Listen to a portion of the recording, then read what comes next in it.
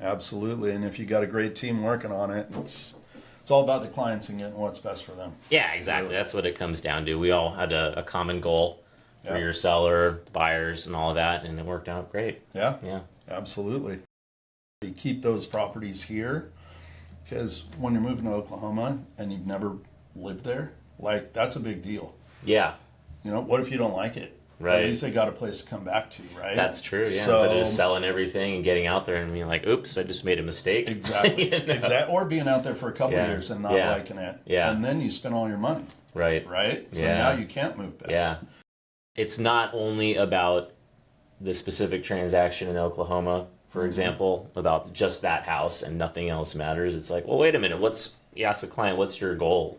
Right. Like, okay, yeah, you want to move to Oklahoma, but what do you want to do with these other properties? Let's see what we can do to make it all work so you can hang on to them.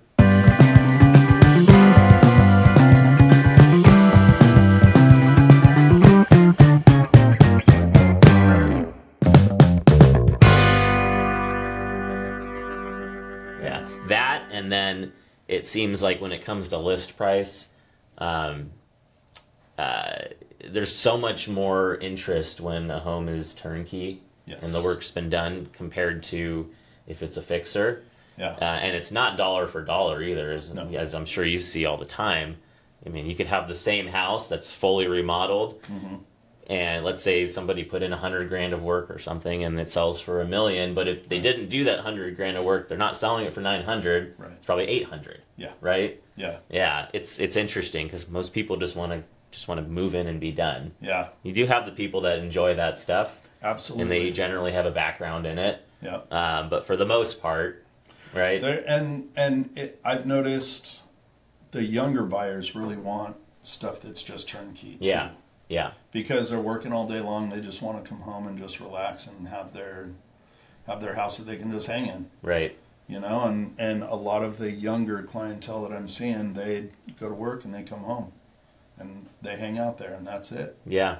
Yeah, there was a property over in Long Beach on Petaluma that we sold for $115, and there was a house directly next door that was priced at $850, and it didn't sell before ours because ours was completely turnkey, and theirs was redone. So wild. Yeah. Exactly to your point. That's just what people were looking for. Yeah. You know, and after we went under contract and closed, they ended up selling that place. I don't know exactly what they sold it for, but they sold it to somebody that wanted to turn that house into their home for sure. Yeah. It needed a bunch of work. Yeah. Yeah. Yeah. I mean, I experienced that. My wife and I, when we bought in the beginning of 2021, so in the heart of COVID. Yeah. And we were first-time home buyers as well. So we were putting 5% down. Right. Didn't have a ton of extra cash for anything. But all the properties that were turnkey, I mean, this was obviously super crazy because it was just a wild time with the low interest rates. But the ones that were priced aggressively and were all like fully remodeled, 50 plus offers. Oh yeah. And 200,000 plus over asking, waiving every single contingency. Right. It's like, how do you compete with that, right? Yeah. The house that we ended up finding, I mean, it was livable. It was just a lot original and needed some work.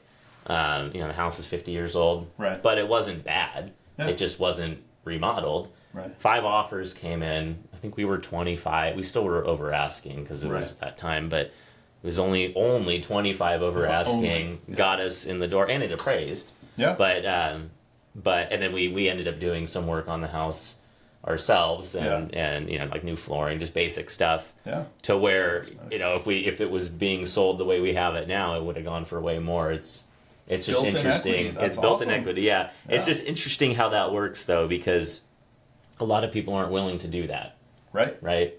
Well, I didn't really have the option, to be honest with you, because I didn't want to spend an extra $200,000 on a home. It wouldn't work. But it is But those are the interesting. upgrades that you were talking about, where you throw 50, 75 grand into a home and you can get an extra 150 over what you spent. Yeah. Right? So, I mean, there are those opportunities, and good for you that you were willing to spend that time and that extra money to do it yourself because you just built yourself a ton of equity. Yeah. Right? It was one of the good financial decisions that I've made in my life. Yes. So, Yes. buy at that time, got the 3% rate, all that stuff. It was great, but that's perfect. Yeah, but I mean, it's still a very relevant thing with buyers that I've noticed is just they just want to be able to move in and be done, and depending on obviously the home, like let's say you're listing a home for a seller, I mean that's something that they could get a lot more money back if they just put in a little bit, right? Yeah. Yeah. Yeah, I can guide them on that. Well, you definitely can guide them on that because you got the contracting background. Yeah, absolutely. You can tell them exactly what to do to get. To maximize your investment into the property. Yeah. Yeah. Yeah, we have lots of cost-effective options to make them some money. So it works out well that way. Yeah. Yeah, very cool. So we've covered definitely, I mean, those are contingent offers, but you hadn't even listed yet. What's another, I know we talked about bridge loans when we were chatting about this prior to, and that's definitely an option. For clients. It's not obviously if you can make it work without, you want to, because a bridge loan is going to cost you a little extra money. Right. We have some programs that we can do for that, including some if it it has to make sense for the client and how much equity they have in their departing residence, but even ones where you can exclude the debt that from your existing property. Right. So that they can qualify non-contingent. Yeah. That's a pretty cool option to have. Again, they do have to have a lot of equity in their departing Correct. to make it work, because you can't just say, hey, I have $500,000 equity. Can I use all of that on this non-contingent offer? No, they're going to go super conservative, of course, and knock it way down and take probably 80% or less of the fair market value. But if you can work within those parameters and make it work, it's definitely an option. There's also the traditional bridge loan options. Have you had any bridge loan scenarios or just kind of discussions? Not lately. Yeah. Most of the stuff has been quick, down and dirty, and it's been hard money stuff. Yeah. Because they want to move like right now. Yeah. And I have a couple hard money lenders, and I'm sure you do too, that you work with, because I deal with a lot of investors as well. Yeah. So dealing with investors, guys that buy and flip or add on and hold, I mean, there's a lot of hard money that goes back and forth. But I think if you can do a bridge loan and get it dialed in and you can help them out with that, I think that's the best option. Yeah. Yeah. Yeah. Truly. Yeah. And ideally, it all gets taken care of with the new purchase before you have to make a payment on the bridge loan. That's correct. Yeah. Yeah. Yeah. We're talking about short-term stuff. Yes. Yeah. Yeah. Yeah. And like Jason said, you pay a little bit more up front, but it'll save you money in the long run. Yeah. Yeah. Yeah. Yeah, so. Exactly. And it's, again, if that's the only option, it's better than losing out on the house. Right? Absolutely. Yeah. Absolutely. Yeah. Because there's nothing worse than living in a cramped house where you're tripping over toys and over kids and over dogs and over all that other stuff, and you find the perfect home and you're like, yeah, this is the one, and then you have no way to get it. Right. Yeah, that sucks. Yeah, oh, for sure, yeah. I've had some clients that have come to me that have experienced that their agent that they were working with just wasn't creative enough, right? And then I step in and get them into a new place and, kind of help them with all their end real estate goals, right? Yeah. Or get them a step closer to that. So, right. Yeah. Yeah.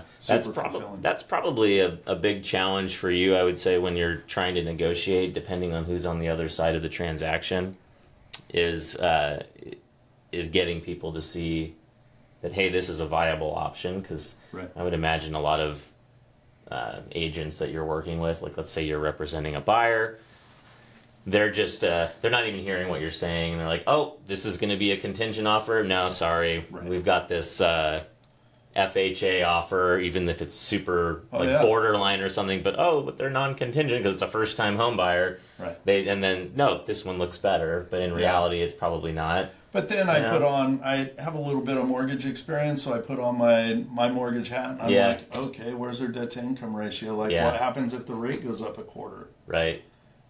And you just plant that seed, and then the negotiating power. Oh yeah, I know. I just had one. I just had one of those actually. Asked to cross qualify on an FHA offer, and the offer came over And so they submitted the contract, there was a pre-approval letter, and there was just page 1 of the DU findings. Right. And I saw on the ratio, I saw the rate. The rate was fine for that day. Like, I priced it out too. I'm like, that's fine. I could do that rate for that day. Yeah, that's what I'm getting at here, because this was just a couple weeks ago. Okay. But the front end ratio, for those of you who don't know, FHA, you have to do a front end and a back end ratio, and there's a maximum of 47% on the front, which is your housing expense to your income.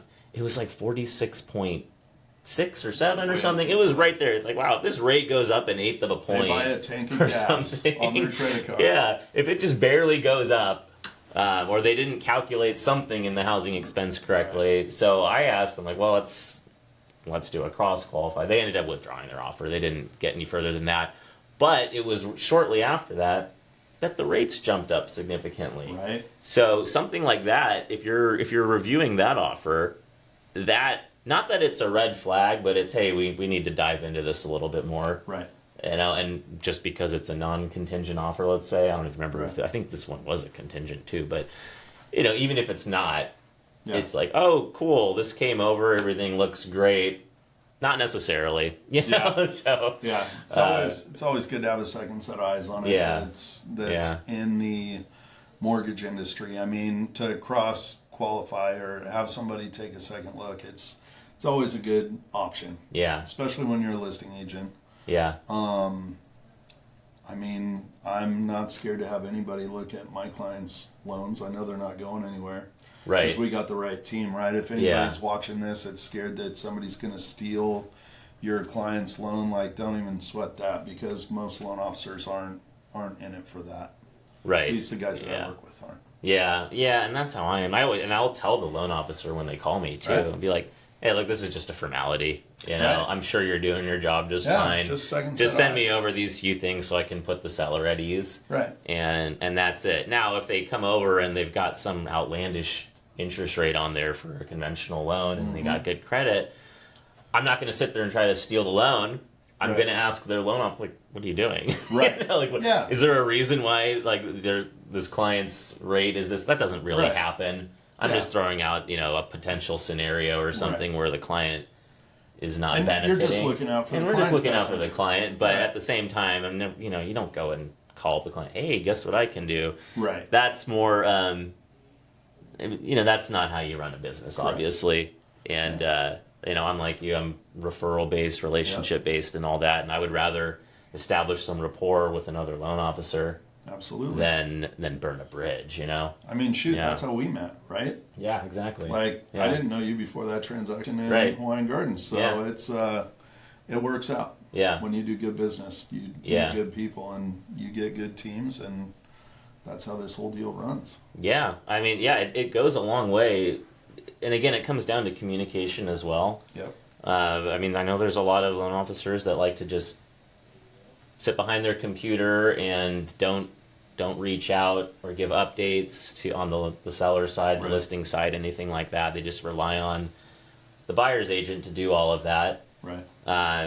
I have found that if I don't do that, and like if I think to do it, I'm like, oh, I'll send an update tomorrow or whatever, and then later that afternoon they reach out to me. Right. It's like, well, I should have just sent them the update when I want, you know. And so I make it a point now to like over communicate if I can and let everyone know where we're standing, because odds are they're going to reach out to me anyway. Yep. I'd rather be the one reaching out first, letting everyone know where we stand. And I appreciated that during our transaction. Yeah, absolutely. Exactly. Yeah, because it's just, oh wow, I don't even have to reach out. Right. That's great. He's going to give me an update and let us know where we stand. Cool, the appraisal came in at value. Thanks for letting me know. I don't have to worry about that or ask as we're approaching the contingency timeline. Yep. It just makes everyone's job easier. Oh, definitely. Yeah. Puts everybody at ease. Yeah. Yeah, that clear, concise communication is truly key. Yeah. Yeah. I don't really know how anyone runs their business effectively without doing that, but I don't know if they're run effectively, but there's some people that run their business. They're still doing it, but or the whole idea of giving out a referral and then asking your client if you've talked to so-and-so. Let's say I'll just use, you know, since I'm a loan officer as an example. Now it's been a week and then they haven't called me. you just got a referral from a realtor to call this buyer about getting them pre-approved, and you haven't called them. Right. What? Yeah, that's like an how issue. How does that work? That's an issue. But sure. but it happens. Oh yeah. Yeah, it's Yeah, not with him. No, I don't do that. No, I appreciate every referral I get. Yeah. Sometimes they don't work out, but I still. But they could I still in the call future. them, but they could in the future, and that's the point. Yeah. You don't call them and be like, "No, why are you wasting my time?" Now, No, if you don't do that. If you're in it for a quick buck, then reaching out to them right now and just doing that quick business is great. But it's those people that you have to help Yeah, actually fix their credit and get them on the right yeah, financial plan in order to buy a house 8 months to 12 months down the road, sometimes 24 months down the road. right. That truly appreciate it, and they're going to be your biggest fan, and they're going to refer you a ton of business. Yeah. Oh yeah. Right? Like Yeah. the longevity portion is what I look for in the people that I work with. Yeah. And, Because I know I'm going to be here for quite a while. right. Yeah. Yeah. Yeah. Same. And you never know. Yeah. I mean, I've got examples of that too, where I met someone, I met a potential client, couldn't do anything for them right then, Mm-hmm. or they were just shopping around. There wasn't a whole lot of Yeah. rapport built up. They came back to me, ended up closing, let's say probably like a year after we met. Right. And I mean, I have one client actually. He's one of my best clients, but he's an investor and he does a bunch of flips. Yeah. And I started off by doing his primary, Right. and the other loan officer he was talking to was trying to get him to spend $15,000 or whatever on points to beat my rate by, I don't know, whatever it Oh, was, wow. like a half a point or something, Right. on a property that he was doing a bunch of work on because Right. he's a contractor, Yeah. and then was going to refinance it within Makes zero and pull sense. some cash out. I'm like, well, you don't Yeah. need to do that. Just do a no points loan, or if you want to save on closing costs, maybe even bump up the rate a quarter point, get all your closing costs covered if you want to refinance again in a year. Right. Well, we did, and so he's like, wow, that makes a lot of sense. Yeah.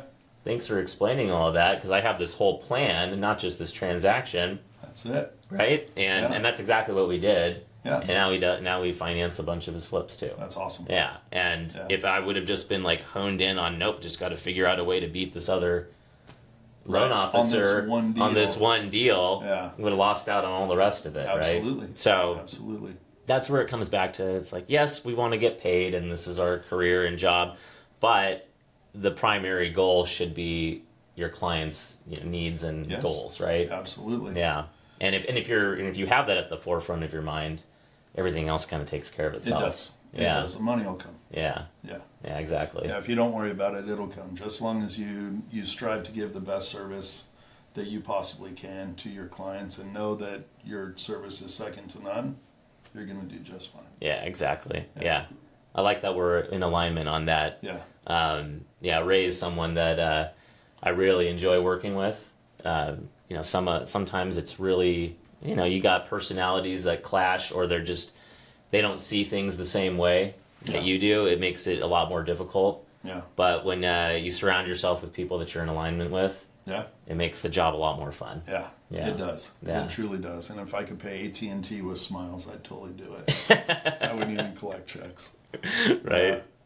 But it truly does make it easier, and it makes it fun. And I mean, I enjoy getting up every day and going to work. It's not like work.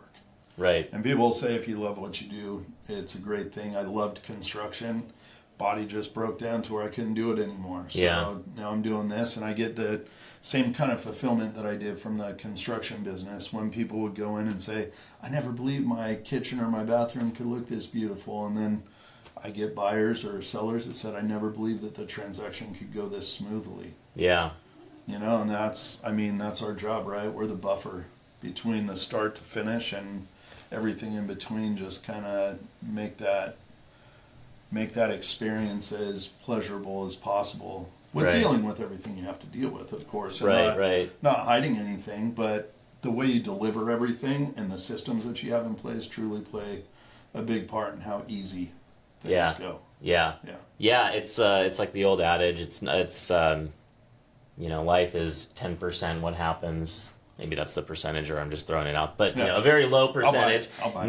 90% how you respond. Right. Exactly. So if there's a challenge in a transaction and you're responding poorly, everyone's going to feel that negative energy. For sure. The seller is going to have a miserable experience. the buyers are going to have a miserable experience and think, wow, buying a home is the worst thing you could possibly do. Right. The realtors are at each other's throats. Right. The loan officer is doing his thing, whatever's going on. Yeah. And it's just a miserable experience. Or you're like, hey, here's what's going on. This is how we're going to solve the problem. And then everyone's going to look at it like, wow, that was amazing how they handled that. And turns what could have been a really, really difficult, challenging situation into something that ends up being really positive. Yeah. You know? Absolutely. Yeah. It builds a ton of trust. Yeah. Yeah. If you're solution driven, the transaction goes a whole lot easier. Right. Yeah, exactly. Yeah. Anything else you want to chat about while we're here? I know we've covered the move up stuff. Mm-hmm. Obviously, move down buyers too. It's kind of the same thing, right? Like if you have bad knees and you live in a 2-story place and you want to move to a single family ranch style home, like same deal. Yeah. We can go ahead and get you there and take care of that. Like we didn't discuss talking about the empty nester, the move down buyer, but I mean, same strategy. Yeah. And actually those are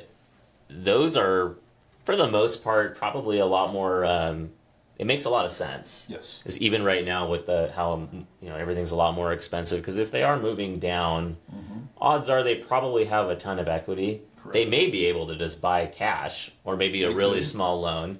Yeah. But also if they are over 55, I believe is what it is, they can transfer their tax basis.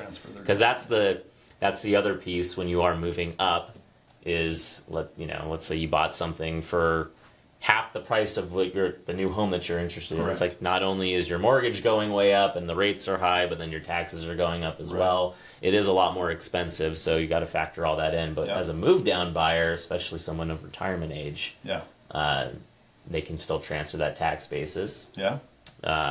And hopefully have either a really small or no one. And they could do a reverse mortgage, right? Yeah, they can do a reverse mortgage, that purchase option there. If you come in with enough money down, I mean, you can live there free for the rest of your life. Yeah. Still have whatever other equity you built as liquid assets and be able to go and enjoy life because that's what they work so hard for. Right. Yeah.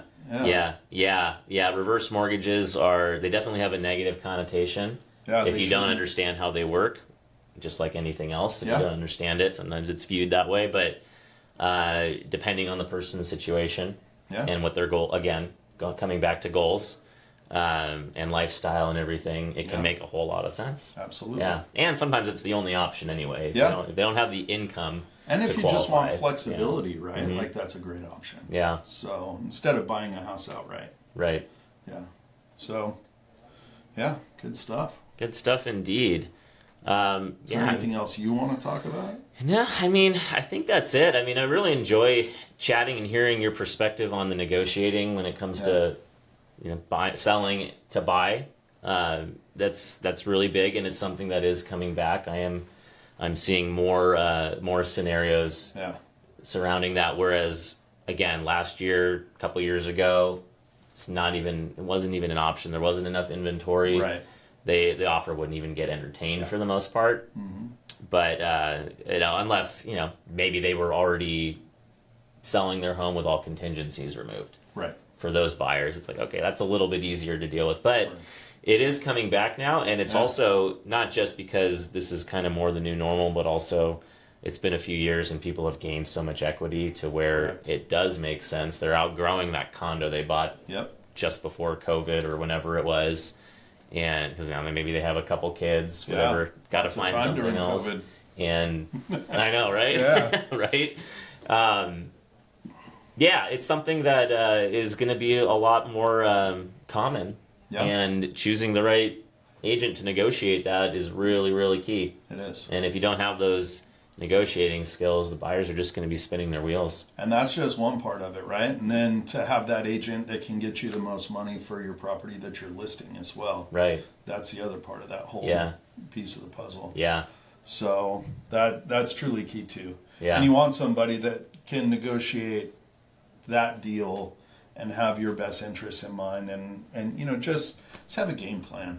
Because there's so many agents that are interested in that single transaction, don't necessarily know how all the pieces go together to close concurrently on something or to get you into the house before you move out or to, there's a ton of different situations. Right. Where we both can help them out and get them dialed in.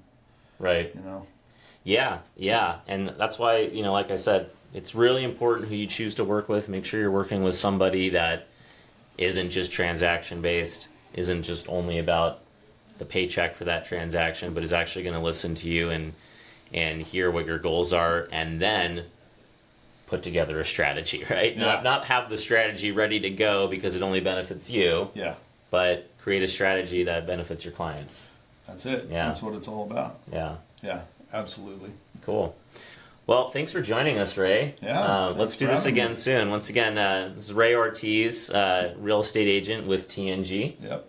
And we'll have all your info. I don't know if it's the whole like and subscribe type thing. We'll have the info below, but you can reach out to Ray. We'll have his contact information for any potential buyers or sellers. Yes. Ray definitely knows his stuff. Thanks again for joining us, Ray. Ray. Thank you very much. I appreciate it, Yeah. Jason.